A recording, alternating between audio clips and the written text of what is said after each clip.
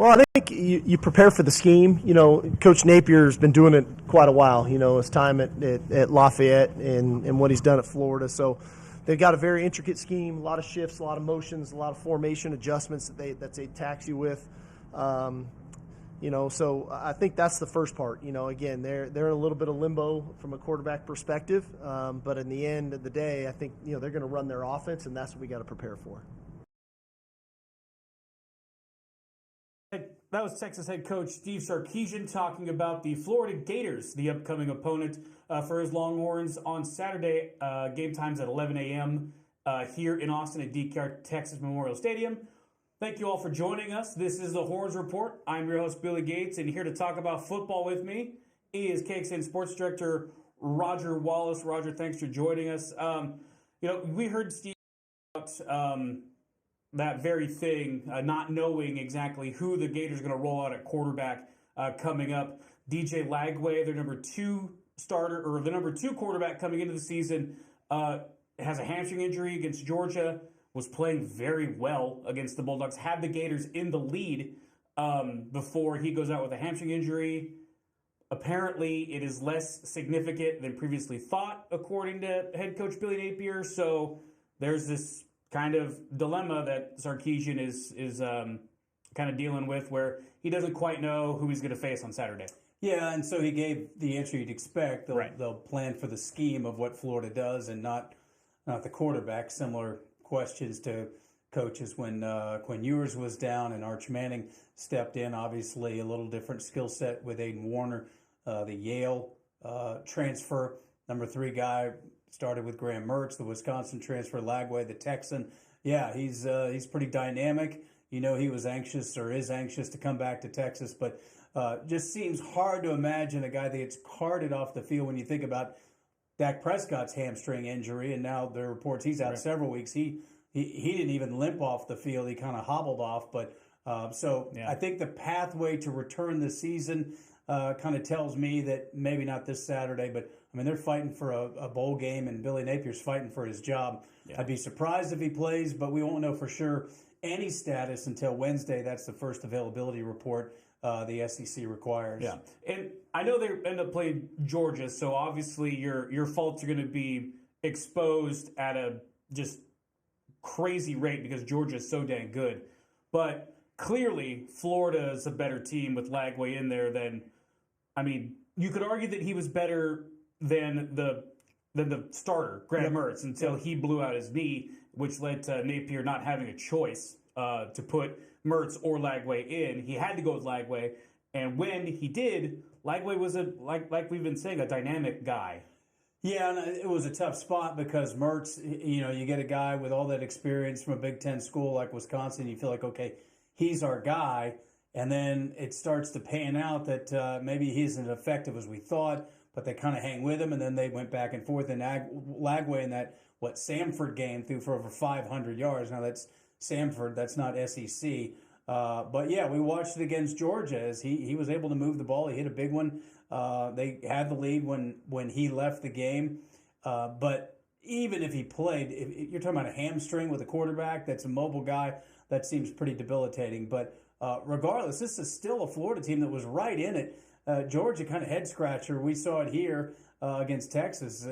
Carson Beck continues to be hit with the interception bug. He threw 3 more in that ball game. But Florida lined up defensively, and if it weren't for bad snap and a short field on the Warner interception, who knows how this thing plays out. I think Texas still has their hands full with this Florida defense. And along those lines, Sark said today he wants to see his offense get their mojo back. And I thought that was interesting from the head coach. He's also the offensive coordinator, that he kind of understands that there's just been something kind of missing with this offense, really, since the SEC play began. Right. Even Oklahoma, they put up big numbers, but they were a little skewed with the way that ball game went. Right, and encouraging news from Sarkisian's press conference Monday. Isaiah Bond practiced today after being out with the Vanderbilt game, having played against Georgia the week before. He was dealing with an ankle injury.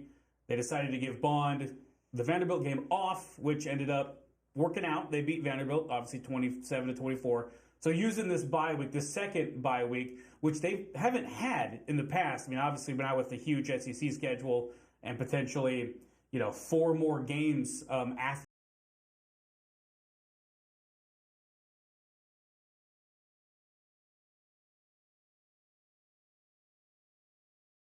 As well, yeah. Today. So we saw Texas. They've had some nice efforts in that secondary filling in. The most notable, Jelani McDonald, one of their top tacklers in that Vanderbilt game. But obviously, the more depth, the better. And yeah, the bye week here was interesting because the first one's after the non-conference, before the stretch of the OU Georgia back-to-back, and so there were so many storylines leading into that one. They were ranked number 1 in the nation. Today was an interesting press conference. There weren't as many big storylines other than how do you get the offense on track. And what are your thoughts on a Florida team that you're not quite sure? They're 4-4. They started slowly, but clearly they have talent. I mean, Sark cut me off on my question when I asked him about their defense playing well and their big guy in the middle, Desmond Warren, who goes for about 450. That's a big man. Yeah, before I finished my question, he said, hey, when you guys see this team on the field before the game, it'll be one of the best-looking teams. And I think he's trying to create that edge with his team, because anytime a quarterback goes down, you have to worry about that automatic, we got this. But 2 phases, and the problem for Texas, the struggle has been on the offensive side. When you think about all 3 touchdowns in the Vanderbilt game came in that second quarter. Right. So that's what he's the most concerned about, is helping out his defense a little bit. Yeah. And he also said that Quinn Ewers looked good in practice. I mean, I don't know what else you expect him to say, but he said that his footwork has been a lot better. He's creating a better base when he gets into his throws.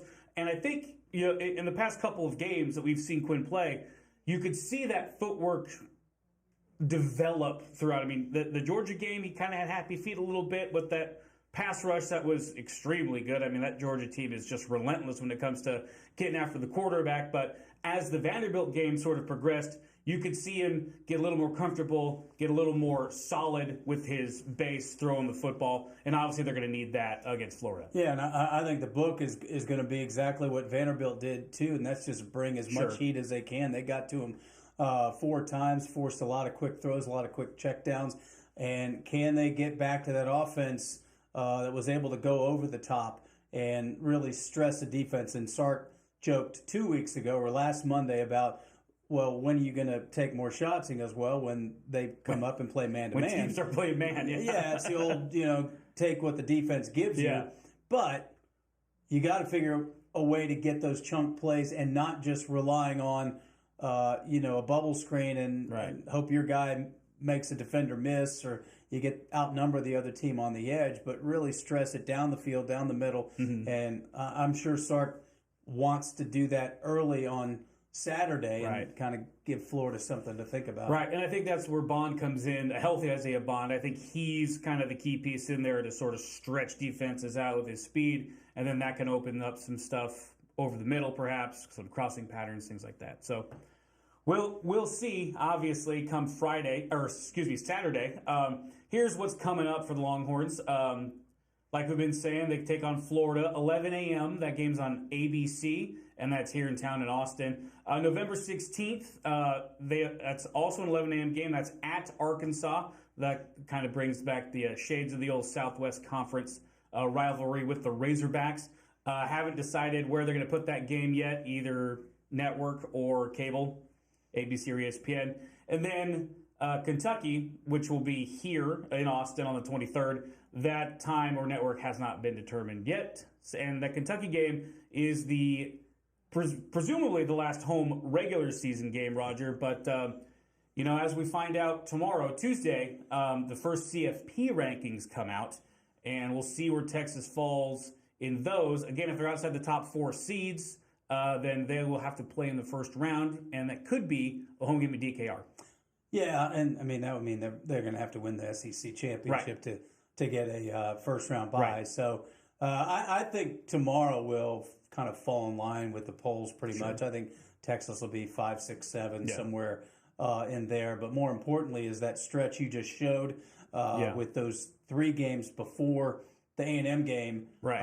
And A&M got hit with some bad news today. Their running back Le'Veon Moss out for the year in the loss to South Carolina. It's brutal for their offense. And here's the thing I put in my head. Okay, let's say Texas gets those 3 we just showed. If they were to stumble in College Station, that's 10-2. Is that good enough? They probably wouldn't be in the SEC championship game. So no chance for another loss, no chance for the automatic either. But would 10-2 be good enough? Realizing there probably isn't a marquee win like we thought there would be with Oklahoma and Michigan right. struggling right now. Their best win's Vanderbilt. So first things first, got to go out against Florida on Saturday morning. First morning game at Royal Texas Memorial Stadium. So I'm sure Sark's going to be not only today, he mentioned it, but when we meet with him again Thursday, imploring the fans to make that same environment at 11 a.m. as they have. Get out of bed. At different times this year. You really got to get after tailgating for 11 a.m. games. Well, they're used to it. Rough. I mean, they are used to it. We've seen plenty of them with the Big 12. Yeah, they are used to it, but still, it's man. I don't know. I guess I'm getting too old for that stuff. Yeah, it's funny because you look at the Arkansas game, and you think, okay, they caught a break. Sure. Because it's an 11 a.m. game, and they played there at night back in Sark's first year. It didn't go well. No.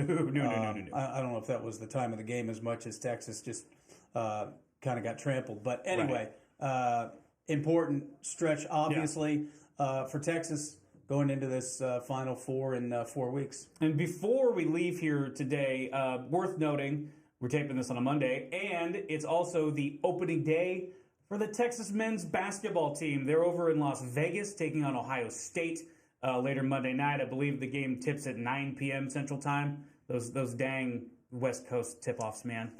They just kill us when it's a doubleheader with the women's game, Michigan and number 1 South Carolina. And the funny part is Texas was slated to play against South Carolina, the women, but when Texas got the transfer from Michigan, they were slated to play Michigan. Right.